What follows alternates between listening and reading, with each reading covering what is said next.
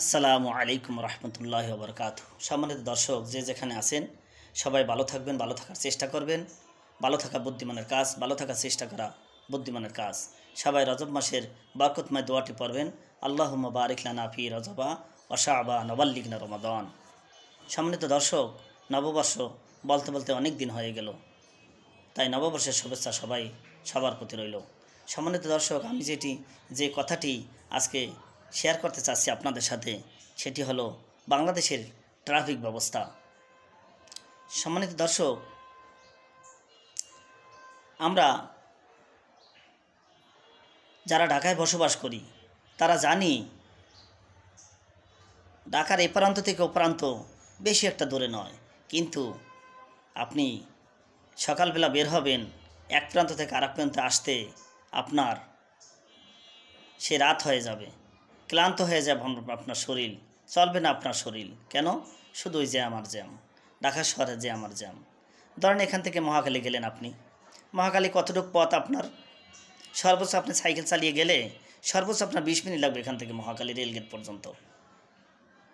কিন্তু আপনি যদি গাড়িতে যান, সে কি এক যন্ত্রণা, সে কি এক অপেক্ষা, শুধুই জ্যাম আর জ্যাম, রোডে শুধু ওই জ্যাম থাকবে। আমাদের দেশে, আমাদের দেশ ছোট, আমাদের রাজধানীর আয়তন ছোট, কিন্তু প্রতিনিয়ত যেভাবে গাড়ি বাড়তেছে সে কারণে জ্যাম থাকবে। আমার যেটি কথা ছিল, আমার যেটি উদ্দেশ্য, যে অভিজ্ঞতা আমি শেয়ার করতে চাচ্ছি, সেটি হলো সেই জ্যামকে কিভাবে নিরসন করা যায়। আমার একটি দাবি সরকারের প্রতি, সরকার বাহাদুরের প্রতি, যে যে সিটি কর্পোরেশনগুলো আছে এই শহরকে দেখার জন্য, শহরের শৃঙ্খলা ফিরিয়ে আনার জন্য যে সিটি কর্পোরেশনগুলো আছে, আমাদের দুটি সিটি কর্পোরেশন ঢাকায়। আগে একটি ছিল অবিভক্ত সিটি কর্পোরেশন। ঢাকার আয়তন দিন দিন বাড়ার কারণে সরকার বাহাদুর মনে করেছেন যে একজন সিটি কর্পোরেশনের, একটি সিটি কর্পোরেশন দিয়ে পুরো ঢাকা শহর ক্যাপচার করা, পুরো ঢাকা শহরের সেবা দেওয়া সম্ভব নয়। তাই তিনি ভালো মনে করেছেন, সেজন্য তিনি দুটি সিটি কর্পোরেশন তৈরি করেছেন, উত্তর আর দক্ষিণ। সম্মানিত দর্শক, আমার যেটি কথা, সিটি কর্পোরেশনের মাধ্যমে আমার দাবি, আমি মনে করি এটি যদি হয় তাহলে মনে আরও ভালো হবে। সেটি হলো অন্তত এই ঢাকাকে পরিষ্কার রাখার জন্য, জ্যামজট মুক্ত করার জন্য, মানুষকে ফুট ওভার ব্রিজে উঠানোর জন্য, মানুষকে ফুটপাত থেকে হাঁটা শেখানোর জন্য, উদ্বুদ্ধ করার জন্য যদি সিটি কর্পোরেশন 1 লক্ষ যুবককে নিয়োগ দিতেন, ন্যূনতম তাদের শিক্ষিত দেখে দেখে তাদেরকে যদি একটি কর্মসংস্থানের স্থান তৈরি করে দিতেন, আর পাশাপাশি মানুষকে শৃঙ্খলাবদ্ধ রাখার জন্য এই কাজটি করতেন, অন্তত 1 লাখ মানুষ, 1 লাখ যুবককে, 1 লাখ নারী পুরুষকে 2 সিটি কর্পোরেশনের আন্ডারে সরকার যদি নিয়োগ দিতেন, তাদের কাজ থাকতো শুধু ফুটপাত থেকে মানুষকে হাঁটাতে বাধ্য করা, উদ্বুদ্ধ করা, শেখানো, আইন সম্পর্কে শেখানো, মানুষ যেন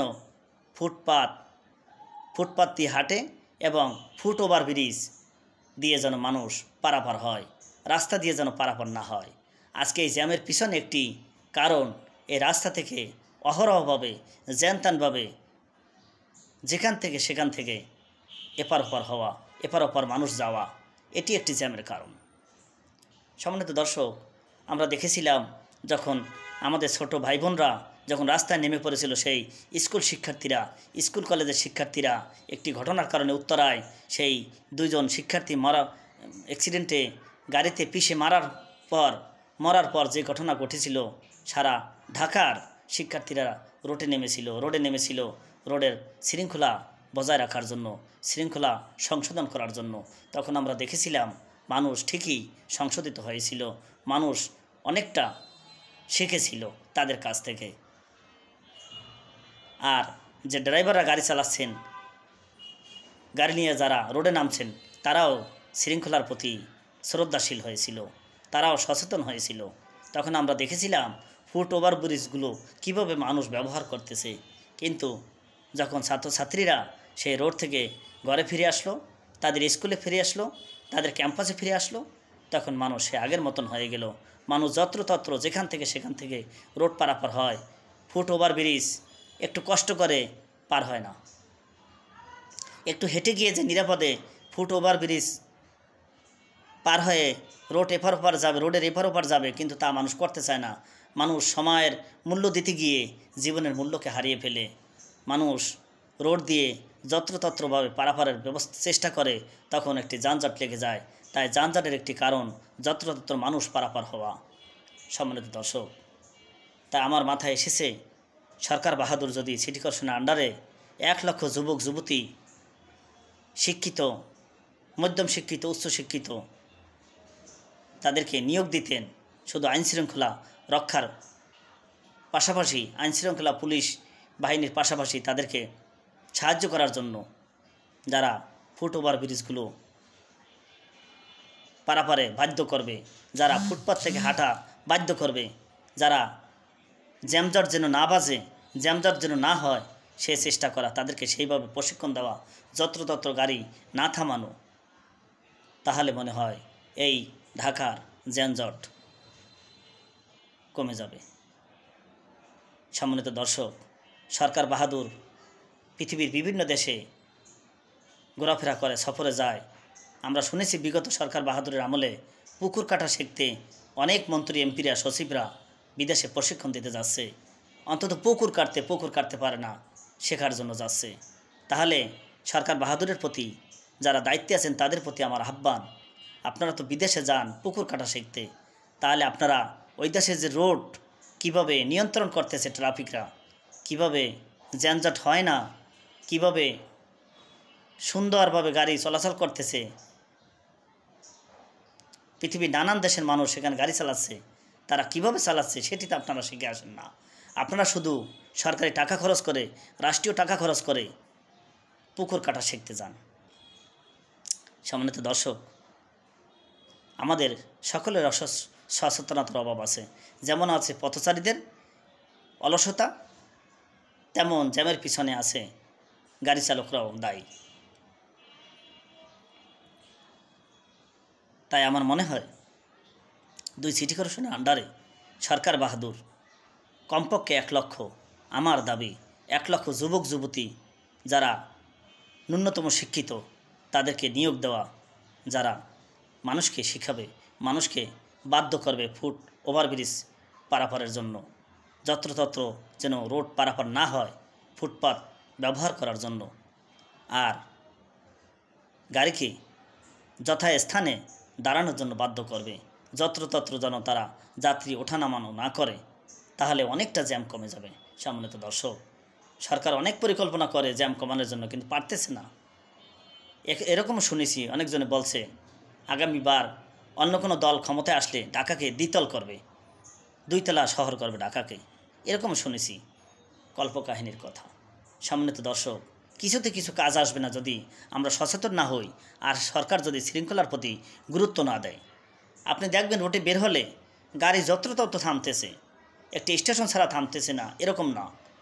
আমরা বিদেশের বাড়ি দেখেছি, আমরা যারা বিদেশের, বাংলাদেশের বাইরের দেশগুলো ভ্রমণ করেছি, কাজের উদ্দেশ্যে হোক, ট্যুরে হোক, তারা দেখেছি গাড়ি কত দূর পর একটি প্লেট আছে, একটি দাঁড়ানোর একটি প্লেট আছে, একটি ইশারা আছে, একটি সাইনবোর্ড আছে, সেখানে ছাড়া আর কোথাও থামে না।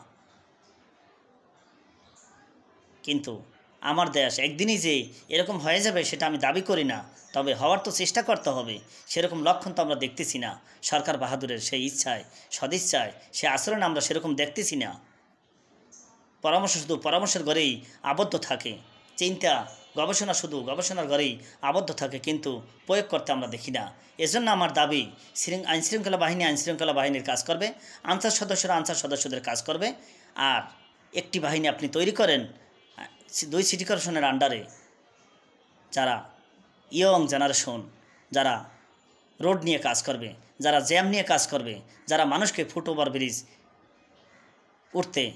ব্রিজ পারাপারে বাধ্য করবে, যারা ফুটপাতে হাঁটতে বাধ্য করবে, যত্রতত্র রোড পারাপারে তারা নিষেধ করবে, এমন একটি বাহিনী আপনি গঠন করেন। সম্মানিত পুলিশ সদস্যদেরকে দিয়ে আপনার এই কাজটি হবে না। তারা কি আইনশৃঙ্খলা বাহিনীর কাজ করবে? তারা কি তাদেরকে সব কাজ দিলে তারা পারবে না। এজন্য আলাদা একটা বাহিনী গঠন করেন শুধু ঢাকাকে সুন্দর করার জন্য, ঢাকার জ্যামজটকে কমানোর জন্য, ঢাকা শহরের শৃঙ্খলাকে ফিরিয়ে আনার জন্য। সম্মানিত দর্শক, আমার কথার সাথে আপনারা যদি একমত থাকেন অবশ্যই আমাকে উৎসাহ দেবেন, আমাকে উদ্দীপনা দেবেন, আমার ভুলগুলো ধরিয়ে দেবেন, সরকারকে আপনার জায়গা থেকে আপনার মতন পরামর্শ দেবেন। আপনি একজন বহু প্রতিভার অধিকারী, তাই আপনি আপনার জায়গা থেকে অসঙ্গতি তুলে ধরেন, সরকারকে সাহায্য করেন। ঢাকা শহরের জ্যামজটকে কমানোর জন্য, নিরসন করার জন্য আপনার মাথায় কী পরামর্শ আছে, আপনার কাছে কী পরামর্শ আছে সেটি সরকারকে দেওয়ার চেষ্টা করেন। আমি আমার জায়গা থেকে পরামর্শ দেওয়ার চেষ্টা করলাম। সম্মানিত দর্শক, যে যেখানে আছেন ভালো থাকবেন। সকলকে ধন্যবাদ। আল্লাহ হাফিজ।